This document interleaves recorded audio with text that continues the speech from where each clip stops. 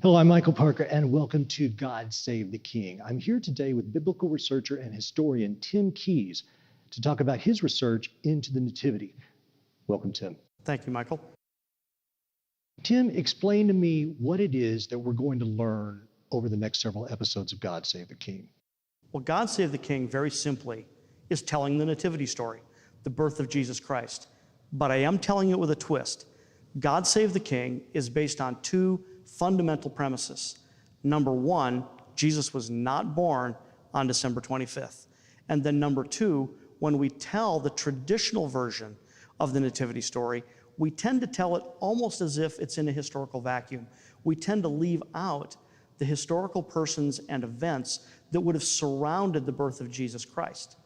You see, the birth date of Jesus is knowable from the Bible. It's just not knowable in the way most people expect to find it.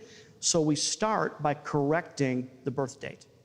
But when we correct the birth date, we're correcting one of several misconceptions. And when we correct that birth date, it reveals another misconception. So when we correct that one, it reveals another misconception, and you wind up with almost a domino effect. The way I look at it is it's like a jigsaw puzzle. And you dump all the pieces out on the table, and you flip them over, and you got to put them all together to get the correct picture. But once we get that picture, we have a timeless epic that is far more interesting than the traditional version. It's more interesting, it's more rational, it's more reasonable, and in my opinion, it's also more exciting. So even though we're going to focus primarily on the history of the Nativity story and not the theology, it also opens the doors to those kinds of conversations, which in my opinion means we wind up getting a better understanding of who Jesus is and what he's really like. You mentioned plausibility and reasonable. That's intriguing to me, but why does this matter? Faith does not require that.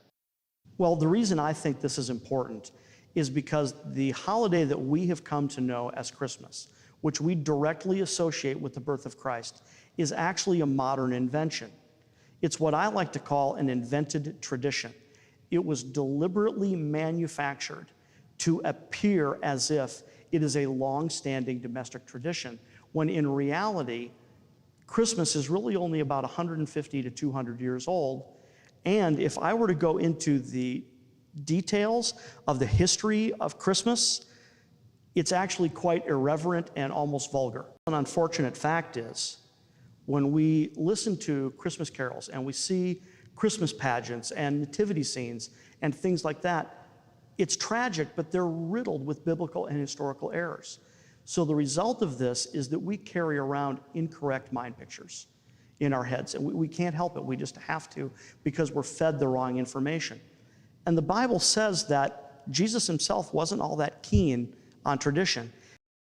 He blasted the Pharisees on several occasions for what he called the traditions of men, that they would exalt their traditions so much that they would wind up contradicting the very commandment they thought they were keeping.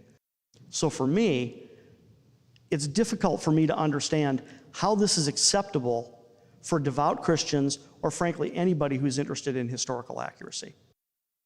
Okay, well let's roll back a little bit. Let's take this to the beginning. How do we know for sure that December 25th is not the birth date of Jesus Christ? Well, to start with, there's no explicit mention of his birth date in the Bible. His birth is mentioned, the event of his birth is mentioned, but we are not told the date. The Bible simply doesn't say Jesus was born on December 25th.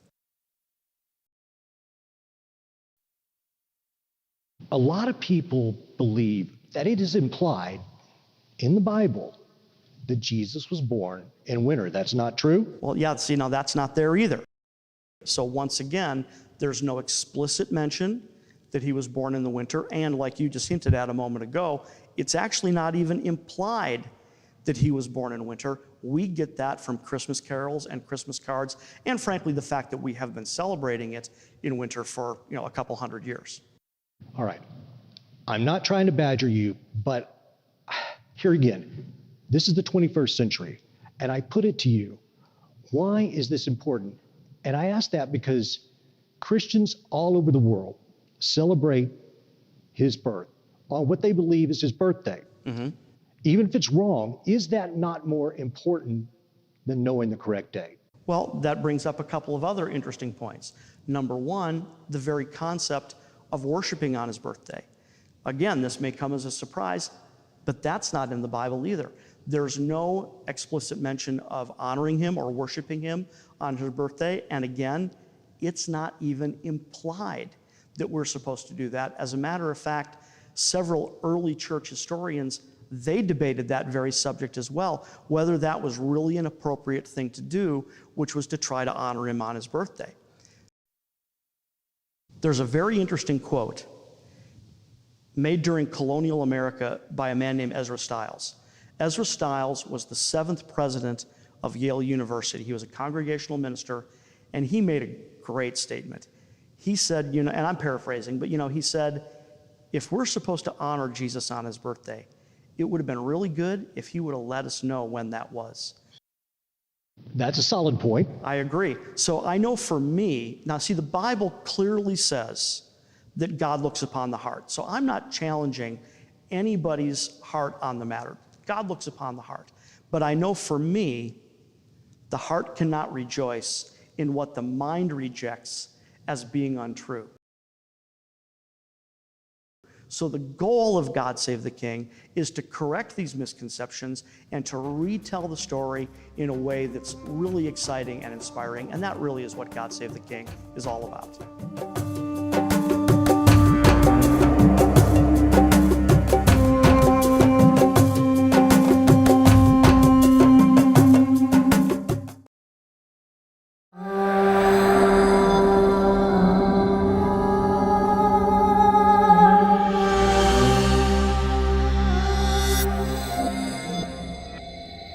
Tim, if the Bible does not explicitly say his birth date, isn't it possible that December 25th is his birth date?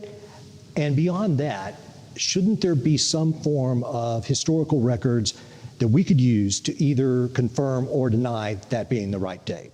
Well, Michael, there are some historical records, but the bottom line is they're pretty weak. What do you mean by weak? Explain. Well, I mean, they lack substance. See, when we judge historical documentation, when we look at historical documents, ancient documents, we actually judge them by 3 criteria.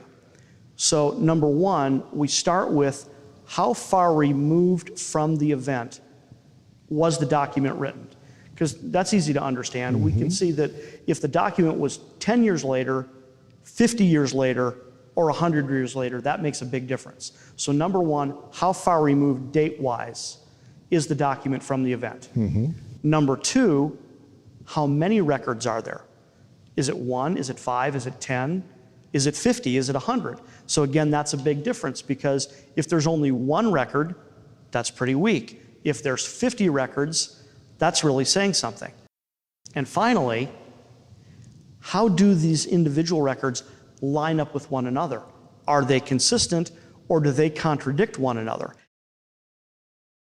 Is the information in the document reliable? That all makes sense. That's all logical. Are there any documents that point to the December 25th date? So there are a couple of documents that talk about December 25th. The first one is in about 210 AD. So think about that for a second. That's, do the math, 180 years after Jesus walked the earth, let alone after he was actually born. And this record was written by a man named Hippolytus of Rome.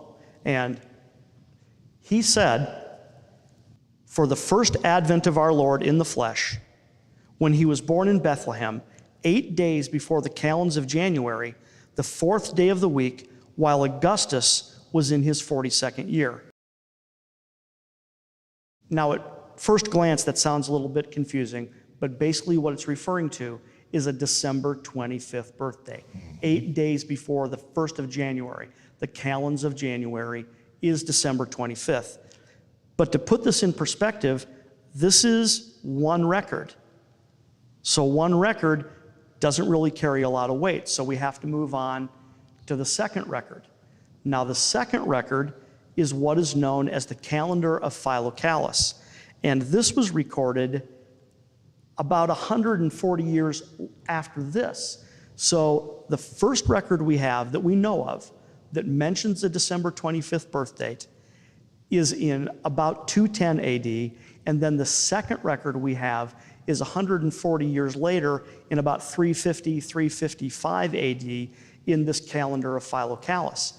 And in the calendar of Philocalus, it's not really a calendar, it's more like an almanac, okay? And when we find this reference, because that's all it is, it's just a little reference, and it's actually abbreviated, and it's in Latin.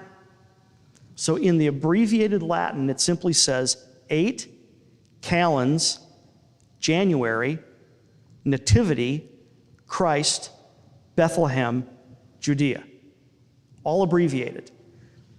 But really, when you unabbreviate it, okay, and translate it from the Latin, it says the same thing the first one did, which is that Jesus was born 8 days before the calends of January in Bethlehem of Judea. It's actually a possibility that he's quoting the earlier document.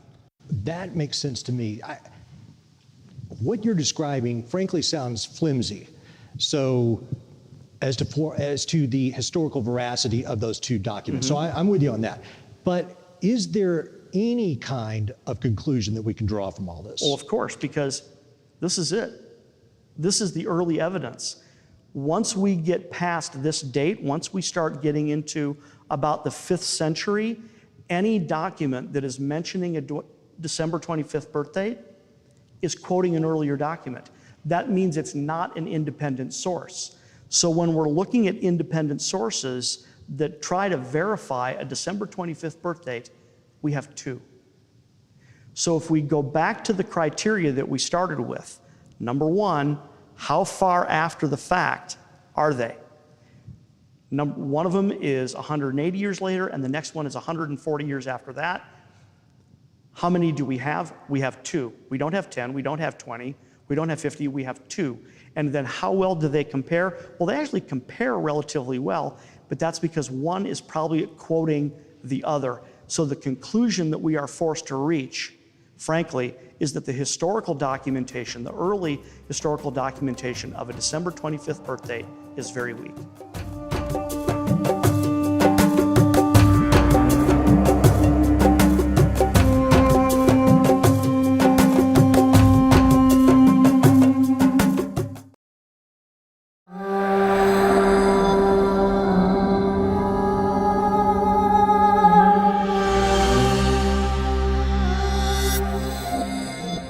Tim, I agree with you.